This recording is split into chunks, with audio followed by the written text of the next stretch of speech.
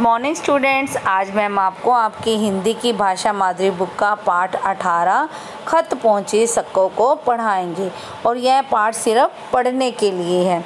और जैसे कि आपको नाम से ही पता चल रहा है, यह जो है पाठ एक खत है, जिसमें गिन्नी जो है इस खत को अपनी प्यारी दोस्त सक्को को लिख रही है और उसे अपने बारे में बता रही है। तो कैसे बता रही है? सबसे पहले उसने अपनी दोस्त का नाम लिखा है प्यारी सक्को।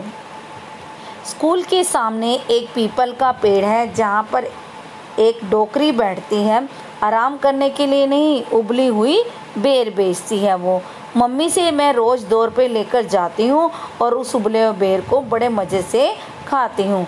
पीपल के नीचे मुझे बहुत संभल के, बहुत आराम से जाना पड़ता है, क्योंकि ज़मीन पर धूल मिट्टी कम होती है और चींटे ज़्यादा होते हैं, और अगर वह हमें काट लेते हैं तो बहुत देर तक जलन होती रहती है।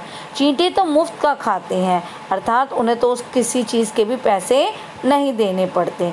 पीपल अपने फल के बदले उनसे पैसे थोड़ी लेता है। तुम यह तो नहीं समझ रही कि मैं चींटे खाने के 2 रुपये लाती हूँ? नहीं, मैं तो उबली हुई बेर की बात कर रही हूँ।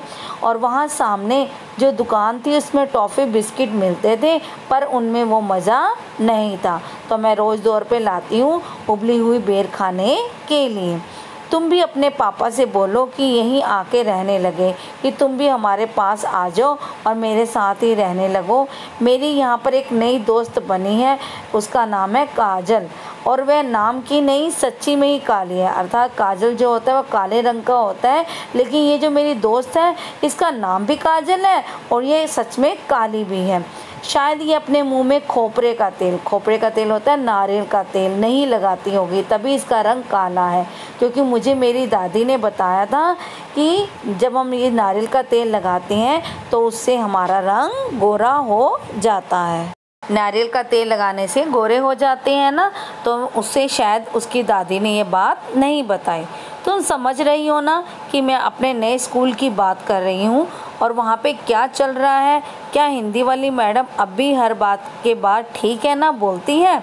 उधर की तरह इधर भी सब बोलते हैं कि पढ़ोगे तो समझदार बन जाओगे। मुझे तो स्कूल जाते 6 साल हो गए, पर किसी से पूछो कि ठंड में कुत्ते के पिल्ले जो हैं वो बिना रजाई के कैसे रह लेते हैं। जैसे हम तो बिना रजाई के कभी नहीं सो पाते, लेकिन ये कुत्ते के पिल्ले कैसे रह लेते हैं? तो सब बोलते हैं चुप रहो, अभी तुम ना समझो, अभी तुम छोटी हो। तुमने बताया था कि तुम्हारी नानी बहुत समझदार है, वो तो कभी स्कूल नहीं गई, फिर वो कैसे बिना स्कूल गए समझदार बन गई? पता करके बताना क्या खाती है।